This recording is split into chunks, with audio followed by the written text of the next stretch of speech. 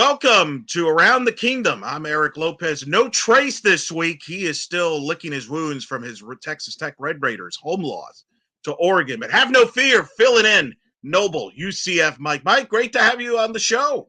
Hey, it's an honor to be here with you. I don't get to work with you very much. This is the first time me and you, mano a mano, topic for topic here on UCF. I'm excited for this. And no word on how many Jello shots Trace had over the weekend. Maybe that's part of the reason why he's not here. Probably a lot with the Red Raiders, the way they perform. This is, of course, the fastest UCF show. We'll talk many UCF foot topics in 30 minutes or less. And, of course, we can't do this show without a guy we know very well. This is like a Sons of UCF takeover around the kingdom here. Mr. Adam Eaton. Adam, well, you and I are used to now working each other. Yeah, I see Elo 3 nights a week now. I actually think he's one of my children. The other day, I went to say goodnight to Eric. Mike, welcome into the show. I can't wait to see how this works out for you, buddy. I appreciate you getting all decked out in Suns gear tonight too. It's a nice little audition for me. I'm happy to be here, man. You guys asked me to step in. Not too many people can fill the role of Trace Trucco, but I will try my best here and see what I can do.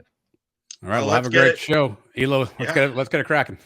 Let's get it going, Mike. Obviously, the big story at UCF on Monday. Gus Malzahn confirmed that John Rhys Plumlee will be out a few weeks with what he described as a leg injury.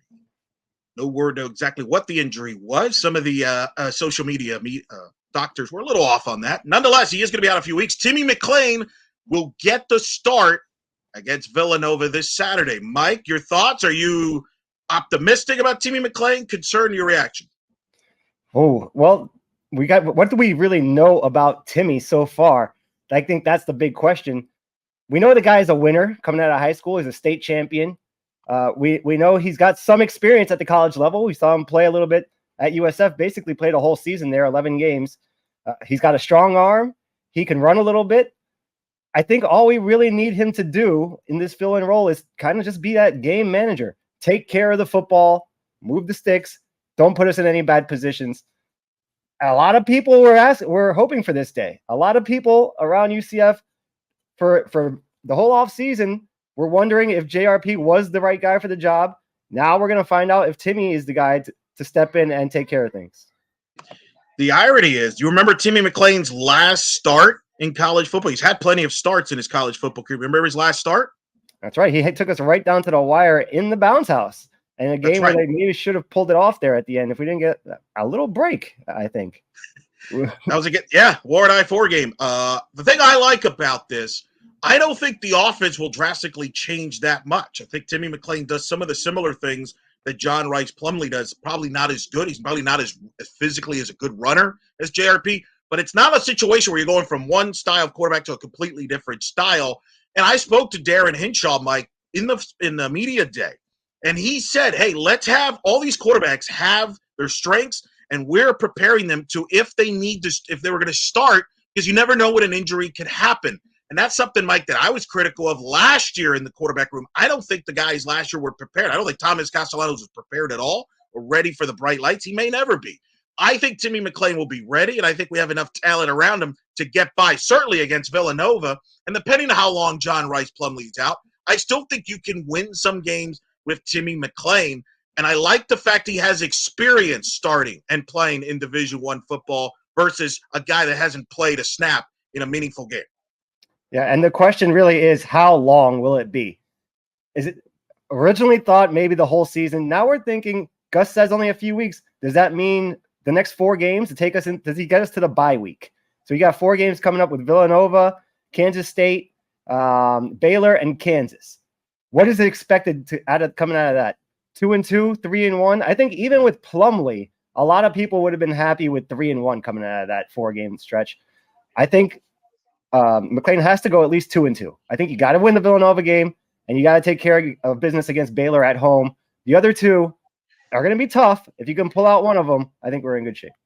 Well, and Baylor has their own situation with the quarterback. They've had their quarterbacks injured as well, so who knows? It could be a battle of backup quarterbacks by the time we get there. I agree with you. I think you could still split the Kansas games with regards to who the quarterback, but you're going to need other guys around him to step up. And again, this team is going to have to build on the running game and around him. But I think under the circumstances, I feel pretty good, all things considered. Unfortunately for John Rhys Plumlee, who I thought played well against Boise State, you just hate the way the injury happened. I thought that was a targeting call. It should have been targeting. It wasn't called. Did you think it was targeting when he got hit there? Of course, with black and gold glasses, for sure, it looked like targeting. I can see where they the way they ruled it, the way he did. He wasn't exactly in a slide, so I kind of understood that part of it too. Right. We wish John Rhys the best, hopefully. Speaking of this past week's game against Boise, UCF escapes with an 18-16 win. Tell us the things you liked most about this game. Well, let's start with the kicking game. How can we not? Colton Boomer, one of the best kicking performances by any UCF kicker in history. Mike, you and I are historians. We like to kind of put in perspective. I was trying to remember the last time we won on a walk-off field goal. I think it was Torres against Marshall in 06. Am I right on that? I thought that was the case too. I went back and watched the video. It was not a walk-off. So there were a couple seconds after that kick. And if you watch it again, Torres actually takes his helmet off, running down the field, 15-yard unsportsmanlike conduct. They had to kick the ball from the 20-yard line. Marshall had a chance to return, but there were about 6 seconds left after he kicked it. I think I may know the answer. I don't know if the answer, it's got to be like an overtime game. Is it the Franco Grilla? The Youngstown State? Is that the last? Wow, we got to go back to the FCS days, maybe. I mean, that's a great question there. We'll have time to look that up between now and then. But he was fantastic in the game. I thought UCF actually moved the ball really well. And this sounds strange, Mike, if we didn't kept track of the score, if there was no bug line with the score, and you're just watching the game, I could have sworn UCF was dominating the game. We'll get to what we didn't like, but I liked some of the movement from the offense. The defensive line, I thought, played very well and shutting down Boise a little bit. Those are some of the things I like. What did you like? It's kind of hard to say today after the news, but Plumlee played probably his best game we've seen him in a night uniform. 272 yards in the air, another 73 on the ground. Should have had a couple touchdowns. The thing I really liked that Gus mentioned too, the team for the first time this year faced some adversity, had their backs against the wall on the road, down, and came through, pulled together. I love the way you saw the team come together at the end. Everybody had Boomer's back. Everybody was confident that he was going to make that kick. Where a couple years ago, I don't know, with some other kickers we didn't have that feeling around this. So that's a great feeling to have, that your guy can go out there and win a game for you. And still, coming out of this game now, 2 games in, the number 1 offense in the country, 530 yards of offense this game. Like you said, we moved the ball well all day. Really did. I think that the offense works. And you mentioned Plumlee. He had a 91 according to Pro Football Focus. I know that's a polarizing site. Some like it, some don't. But he had an incredible grade on that. I thought his mechanics, Mike, had looked great this year. I think he's much improved from last year. His, reading the defense was good. The sliding thing obviously kind of reared its ugly head there, how he got hurt. But I thought he handled that offense pretty well, the way he threw the ball. I liked a lot of things I saw there from the team. Again, I wish that game should have been more one-sided. We'll get to the reasons why it wasn't.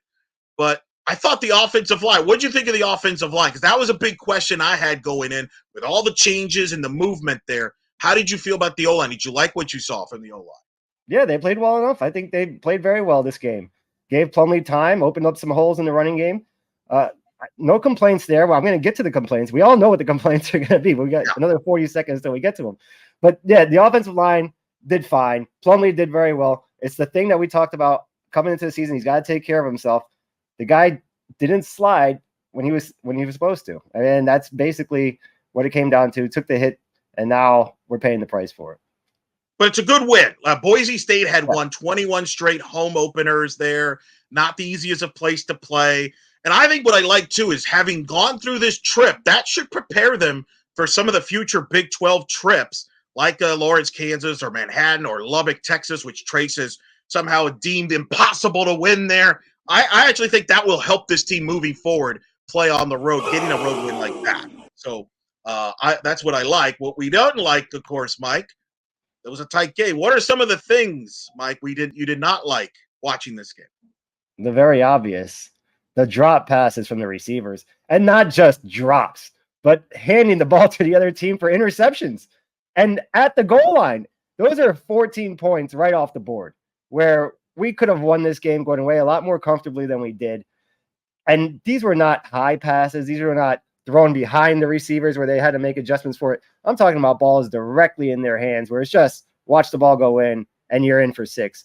You can't have that. If we do that against a better team, there's no way we're winning games. And we got lucky. We got lucky to pull out this one despite those 2 turnovers. 100% agree. That game would have been a blowout if you held on to the ball there. I thought some of the play calling, for example, the 4th and 1, I didn't have a problem with them going forward on 4th and 1. They ran McDonald. McDonald ran the wrong side. He should have gone right. He went left. My only question there, Mike, why not maybe a more veteran running back reads that correctly, goes the right way, and then that trick play going on the 2-point play, that I don't know what was the point. Are we getting too cute there on the 2-point play? Or did you like that? I didn't like that. I'm not one that's like, hey, let's go to the bag of tricks on a 2-point play because that could have cost them. Yeah, I don't love it in that situation for sure. I don't know if it's Gus or Hinshaw is really eager to see RJ Harvey throw the football. We've seen it a lot now. And I know he's a quarterback. I know he has the ability to do it, but that's maybe something you break out once every 6 games. We've seen it already how many times in 2 weeks. Don't love it there. I didn't mind the wild night with McDonald. We know it was coming. Everybody knew it was coming. I saw him coming off the sideline and said, you know what's exactly the play call is going to be. So Boise State knew it was coming. Maybe try something a little different off that same package, kind of open things up. Is he able to throw the ball? A little jump pass or something we haven't seen yet, but I'm sure that's in the mix at some point this year.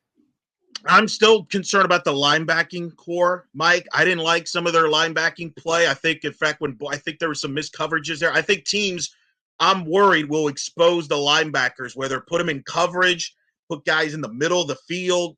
That's a part that I still have concerns. I didn't like some of that, what I saw there. And I still see some blown coverages deep on the secondary. We saw that against Kent State, not as much here, but even in that last drive, that still has me a little concerned. I know I'm nitpicking a little bit, but that has me – I didn't like seeing that. Right. I mean, we held them to 16 points. Overall, they played well. They did give up a drive down to crunch time. Under 2 minutes, you give up a go-ahead score. You don't like to see that. But overall, on the road, all things considered, I think they did pretty well. That kid Genty, I knew was going to be a problem. Yeah. He's a great athlete. I saw him the week before, even in the loss to Washington, that he was going to be issues for us, and he made some good plays. That's going to happen from time to time. We're going to run into plenty of other good athletes in this conference, so that's a little taste of what's to come. But to limit them to under 20 points on the road, I think it's a good enough job. You're going to win a lot of ball games if you do that. Didn't like the broadcast. I'm not a big on the graphics per se. And then the second week in a row, same broadcast crew, not there. They're doing it in remote. That I'm not a fan of. We're going to get FS1 again now for the Kansas State game in a couple of weeks. Did that bother you at all? As somebody watching the game, or no? That was one of the other things I didn't like. I watched the game at the bar. They did have the sound on, but it's a different atmosphere. If I was home and I was more focused on what the announcers were actually saying, maybe I'd have more beef.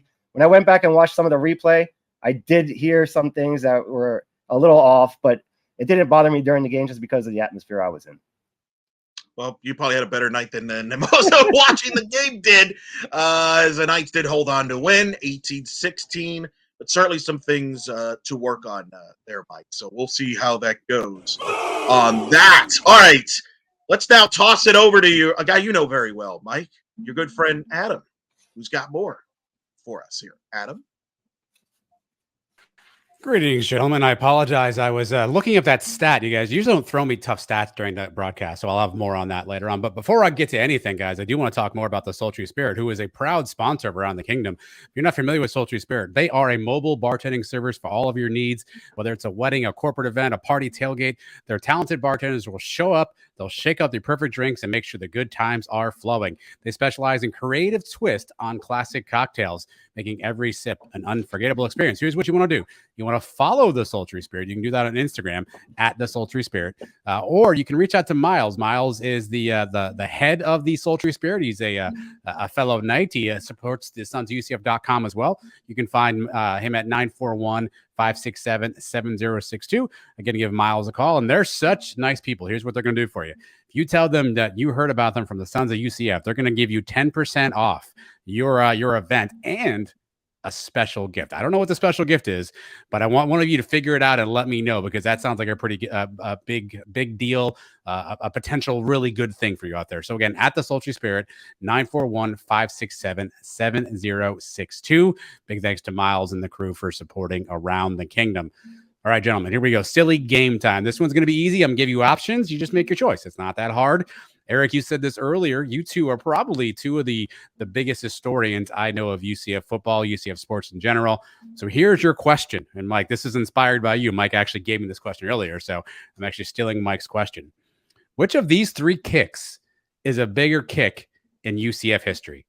The aforementioned 1990 Franco Grilla kick to beat Youngstown State, the 2000 Javier Borlegui kick to beat Alabama, or this past weekend's kick from Colton Boomer to beat Boise State? Eric, I'll start with you. Which one is the bigger kick? That's a fun question. See, this is what I like what Mike brings to the table here, folks.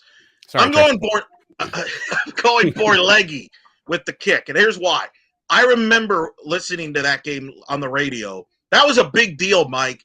UCF hadn't been a marquee program up until that point. It was homecoming. I know Alabama was not having a good year there with Mike DeBose. They were a big disappointment. But when that kick went through, the emotions on the broadcast, the emotions from Mike Kruzek, I know you've talked to him about it. To me, that's still the biggest kick in program history, just because that was that first time we're like, man, we beat a brand, a big-time brand. So that's my choice. All right. You know that play means a lot to me. That I was in school during that time. But I know Around the Kingdom, the one critique you guys have is you guys agree on everything. I am not agreeing with you on this one. I'm going to say Franco Grilla, 1990. That's the playoffs, baby. Playoffs. That was the playoffs against the number one team in the country, Jim Tressel's Youngstown State team. If we don't win that game, we don't win a playoff game, who knows? Maybe we're still stuck in Division II, Division III. Maybe we haven't made that leap all the way to here where we are today. But this kick on Saturday night, it's the most recent. It's the one that everybody's going to talk about all season if this team goes on to do something special. So it has a chance to still pass maybe those two, depending on how the rest of the season goes. If we're talking about a special season here, we're talking about a BCS game, heaven forbid, a playoff appearance again, then maybe this kick elevates past those two. Okay. I don't know how to follow that one up there, Atkinson. You don't have to, Eric. I got you covered. I've got one more question for you guys. Again, easy game. I'll give you some options. You pick your winner here. Which player so far this season are you surprised you have not seen get more playing time? Your options are Corey Gamage, DeCorian Patterson, or DeMarcus Bowman. Mike, which player are you surprised we have not seen more of? Gamage, Patterson, or Bowman? Before the season, I would have said Gamage because that was the guy I expected to come in and make a big impact. And even now, after this last game with these drops that we've seen on the receivers, maybe we should be seeing a little bit more of Gamage. But I think more surprising to me is Patterson because he was a guy that was talked about being a first-round draft pick by some people before the season. And we haven't really seen much of him at all. And we did have a couple guys go down in the secondary. The Jordan Mask went down the other night. How many plays has Patterson been in the first two games? I'd like to see what he's got a little bit more. Yeah, I'm going with Gamage for the reasons you mentioned. This guy came highly touted, was on all these watch lists for wide receivers, has accomplished things, and nothing at all. And, you would think with the depth, you have some different options offensively.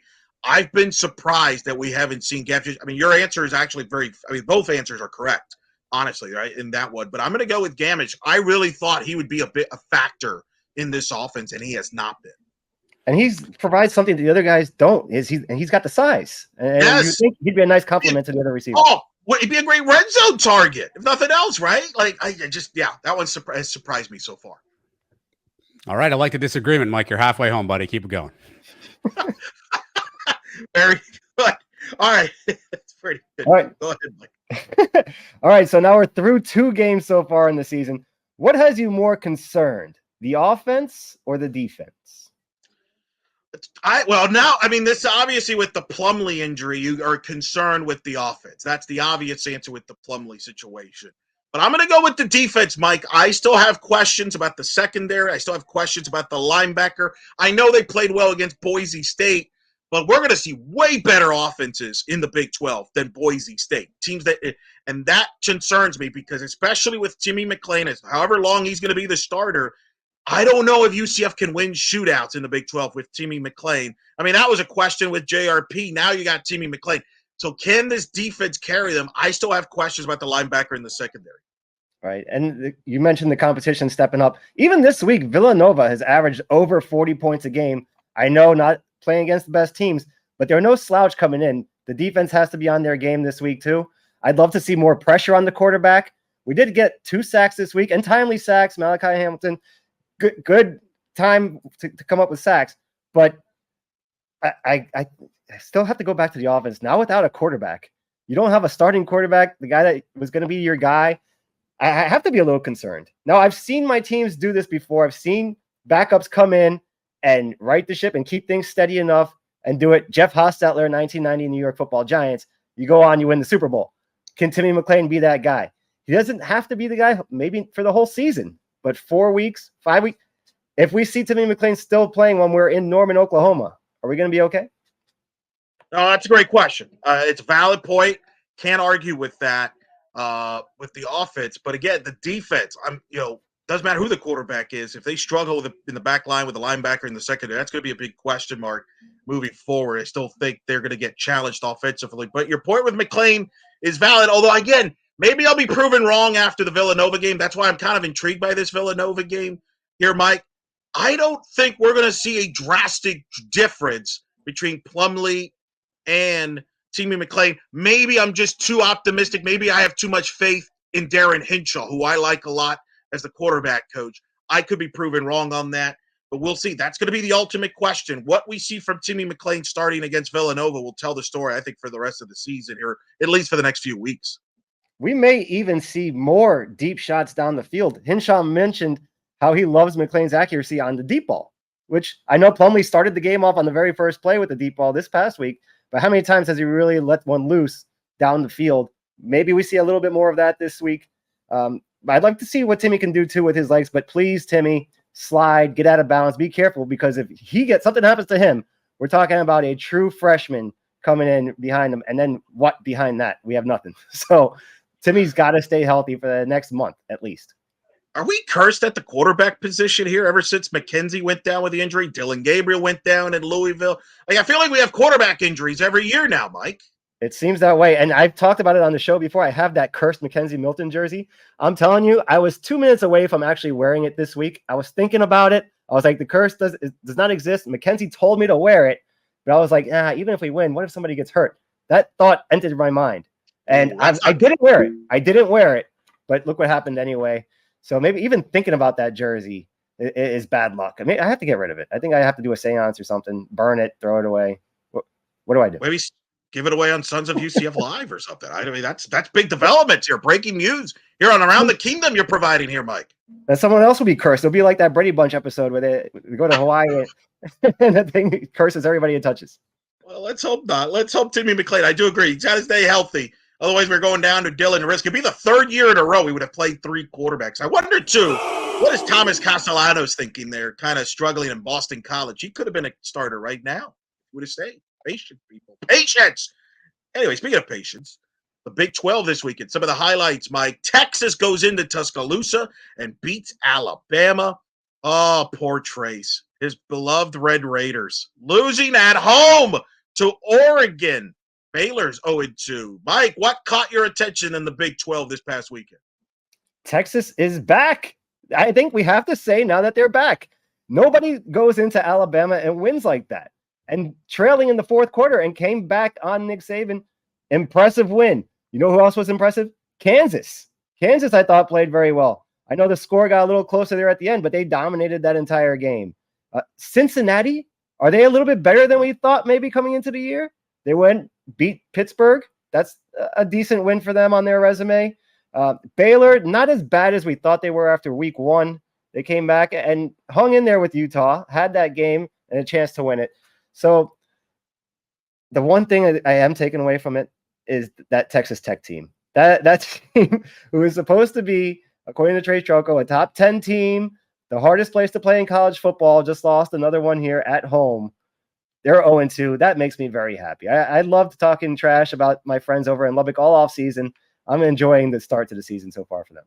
Do you think he kind of put a jinx on them? Did he curse them by like picking him as the sleeper, a team unranked that could finish in the top 10, that UCF has no chance of winning it? Maybe he jinxed them. It wasn't just him. It was other people. I know everybody gets really high on how you finish a season. Last year, they finished the season well. I think they won 3 or 4 games in a row at the end, played well in a bowl game against Ole Miss. But that doesn't mean anything year to year, especially in today's day of college football with transfer portal and all that stuff. Teams are completely different from year to year now. Everybody thought Joey McGuire was going to be the next Nick Saban. 0-2 to start the year. Bad start for Trace. Bad for Trace. Texas, I agree. That's a big win for them. If I'm Brett Yormark and the Big 12, my concern, Mike, is if Texas and Oklahoma end up being the 2 best teams in the Big 12 and play for the title game, 2 teams that are on their way to the SEC, I don't think that's good for the Big 12, Mike. I think you need some of the teams that are staying, whether it be Kansas State, UCF, whoever, to break the party and win the conference. Do you agree with me on that? Because that's the concern from an image standpoint for the Big 12. I don't think you want Texas or Oklahoma leaving the conference with the trophy. Yeah, I think the fix will be in at some point. We've seen that before. I think we have. Can you explain? We may benefit from that, or whoever plays Texas in that championship game, because I think Texas probably will be good enough to get to the game. But then one game, anything can happen. Referees, we've seen be the difference in games before. I'm not saying Yormark is going to be directly responsible for it, but I'm not saying he's not going to be directly responsible for it. It could happen. Yeah, the guy did say he was going to be in Austin for the Texas Tech game, and he said he wanted to see them pull that one off. So you never know. He's going Vince McMahon. Got it. There you go. Mike prediction there. All right, let's go around the kingdom now. Other sports here on UCF. What are the biggest takeaways right now? We've got men's soccer, we've got the volleyball team, and women's soccer action. Mike, we got a top 10 team in the campus right now. That's UCF men's soccer. They're 4-0-1. I got to call their match against Brown on Saturday night. They're going to open Sun Belt play, Mike. Follow me. They're playing in the Sun Belt because the Big 12 does not endorse men's soccer. So they're in this Super League in the Sun Belt. They're going to open against West Virginia, which Coach Scott Calabrese has described as the Big 12 title game for men's soccer, since they're the 2 members in the Sun Belt. West Virginia, this could be a top 15 matchup, could be top 10 on Friday night. Think about this, Mike. We could have the first UCF conference championship in the Big 12 era, may not even come from the Big 12. It could be men's soccer coming from the Sun Belt, but that's a big match against West Virginia on Friday night. That's the big takeaway from men's soccer. Then women's soccer, obviously, they just beat South Florida. I know you like that regardless of the sport. Big win for them to carry that momentum into the Big 12 starting this week. And then volleyball will go out to Purdue and Illinois. They're very young. We're going to learn a lot about them this weekend up in West Lafayette, especially when they play the Boilermakers. But they're all playing well. They all won. They were all kind of like football this weekend. It wasn't pretty, but they found ways to win. But, you know, a fun fall here so far. Volleyball beats up on Florida State, right? Yeah. And then soccer, women's soccer, state champs, print the T-shirts already. They beat FAU, they beat North Florida, they beat Miami in a friendly earlier before at the beginning of the year. The one loss to Florida State, also an exhibition game. I don't count that one. But off to a decent start here. But the men's team is the team right now to watch. If it wasn't for that disappointing blowing the 2-0 lead to FIU last week, I mean, we really have something on our hands. But they're playing well right now. Mike, to your point, FIU was right left. They were up 2-0. They gave up 2 goals in the last 7 minutes. I think if they win that game, they're receiving votes to be the number 1 ranked team in the country had they won that game. And you know this. We've never had a UCF team in the Division I era be ranked number 1 in anything. That would have been interesting. There you go. Yeah, that would be interesting. We've never even been number 2 like our friends to the West. Yeah, they were there for a good 5 minutes. All right, let's bring Adam in, I think, to see what we screwed up so far in this show, which I'm sure is my first time. I'm sure there's plenty of things. Well, before we get to that, gentlemen, breaking news. We record this on Monday nights. While you guys were talking, it appears Aaron Rodgers may have broken his ankle and is going to be out for the year. He's out of the game. Zach Wilson is in. It could be ankle, Achilles, or ACL. Ryan Clark from ESPN on Twitter is saying it is an ankle potential. He's out of the game, left on a cart. Aaron Rodgers Jets season done after 1 series. Just thought I'd pass that is so Jets, though. Isn't that so Jets, Mike? I mean, that is so Jets. Look, I got a lot of comments from my Jet cousins and uncles last night after watching my Giants lose 40-0. I woke up to text messages.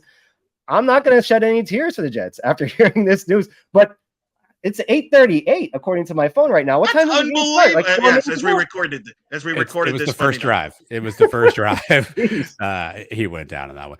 All right, let's get to errors and corrections. You guys mentioned Timmy McClain, obviously one season as a starter with the Cows, 55% completion percentage, 5 touchdowns, 7 interceptions, 4 rushing touchdowns. Again, that was a really horrifically bad Cows team, but obviously Timmy still has some work to do. You asked about DeCorian Patterson. If Pro Football Focus is correct, he did not play a single snap at Boise State. He played 28 against Kent State in Week 1. Mike, you touted a great sack by Malachi Hamilton. I think you mean Malachi Lawrence. We don't have a Malachi Hamilton on the roster. Do you know a Malachi Hamilton?